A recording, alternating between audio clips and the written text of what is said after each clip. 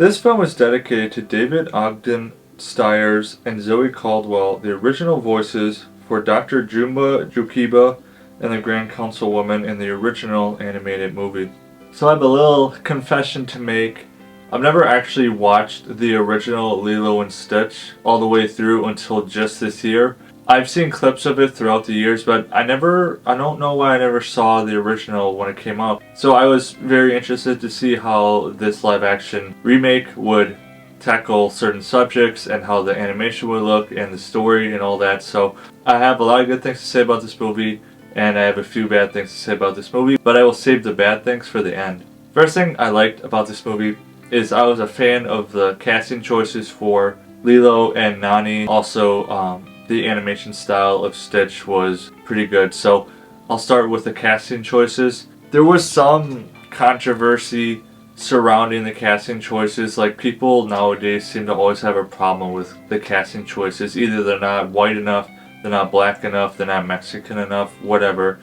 And apparently people weren't really happy with some of the casting choices done here because they weren't Hawaiian enough, even though every single cast member, at least the main cast members of this movie, are 100% Hawaiian. Specifically, I think it was the actress who played Nani that people were like, she's not dark enough, she's not Hawaiian enough, but that's just people complaining about stupid stuff as usual. Maia Kealoha, who played Lilo, super cute kid. I think that was a great casting choice. She really embodied Lilo very, very well. She had the same energy. She had just the infectious smile and the cute face and the demeanor, and just all around, I think it was a really solid pick to cast Maia as Lilo. There were a couple scenes in the movie I was kind of hoping they would include. They did change a couple pieces of her character. They kind of dumbed down her character a little bit. I mean, we got to see she has a violent side. We got to see she's stubborn, and at the same time she's a very loving, caring individual. I know a lot of people were hoping to see her start punching Myrtle in the face. They changed that. I'm not really sure why they decided to change that. Honestly, they should have kept that part in because it really all goes to show Lilo's character and just who she is and her personality. Like, show all of it. Even if it's not necessarily a good thing to show, still show it. And then Nani, who was portrayed by Sydney Agudong, I think I'm saying that correctly. I think she did a great job. Very beautiful woman. People were hoping that she would be pretty close to how Nani in the original looked. I'd say she looked pretty good. Like, the main thing that Nani is in the original is not just like the sister and kind of the mother figure, but like, she's very beautiful. There's a reason why a lot of guys are really attracted to Nani. And we got a lot of the same scenes in the original. The surfing scene, I know people wanted to see her on the surfboard because it shows off some beautiful features. Both the actresses who played Lilo and Nani, great chemistry on screen. They really did work well together. There were times, like, they really did seem like they were actually sisters. Like, they had the fights, the bickering, but the loving moments. I mean, if you have a sibling, you can relate to like all of this. Sometimes your brother or sister drives you absolutely crazy, and you feel like, you know, screaming into a pillow or punching something, whatever to get all of it out of your system. But at the same time, there's some very heartfelt moments between the two. I've always loved that about Lilo and Stitch, is the beautiful relationship that the sisters have. Then the animation for Stitch, I was very, very happy with that. I know that was a big concern, because sadly nowadays, even though CGI should be like at its peak now because we've had it for such a long time, it's really not, unfortunately, and I wish that would change. I really do. I wish that would change. But I was very happy with how Stitch looked. Super cute, super well done. I know they probably put most of the budget towards how Stitch looks. Then it was really awesome to have Chris Sanders come back.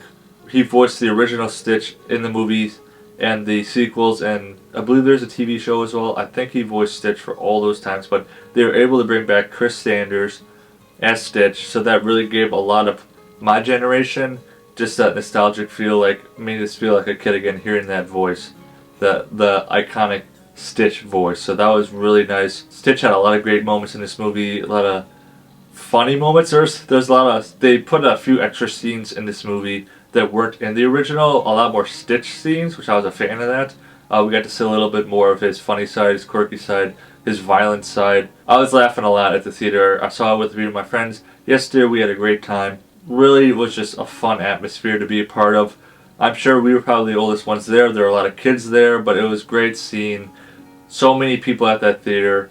So many people watching this movie, and all the kids had their Stitch ears and Stitch blankets and Stitch backpacks and Stitch stuffed toys. Like, I love it. Like, that's what I love seeing, is like people really getting into movies like this, and just, it really is a movie to just bring you back to your childhood days, make you feel like a kid again.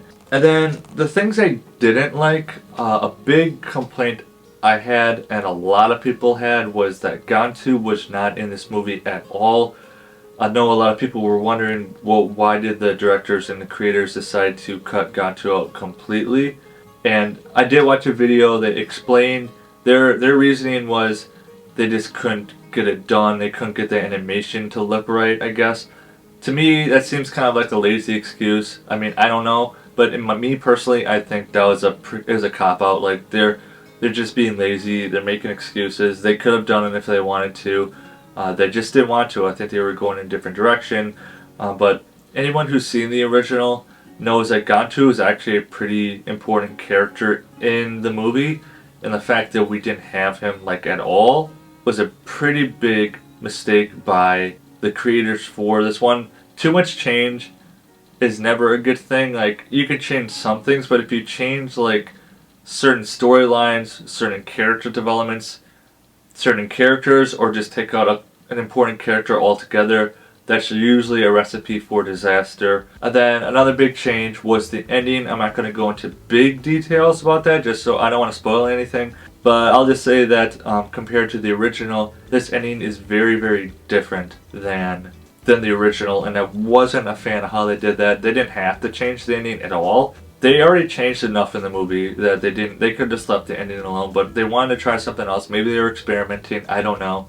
Don't know the reasoning behind all the changes they made in this movie. It was still a fun movie. You know, don't get me wrong. This is a very cute movie, very fun movie. Definitely very emotional at times. But I was not a fan of all the changes, the creative changes they made. But I highly recommend go see this movie. If you're a fan of the original, you are going to like this movie. Especially if you have kids, your kids are going to love it. They're going to have a great time. So I highly recommend go check out Lilo and Stitch as soon as you possibly can. So for Lilo and Stitch, I'm going to give it a 6.5 out of 10 Mudflaps. And remember, leave me a thumbs up and drop in the comments below. Who's your favorite character from Lilo and Stitch? See you soon.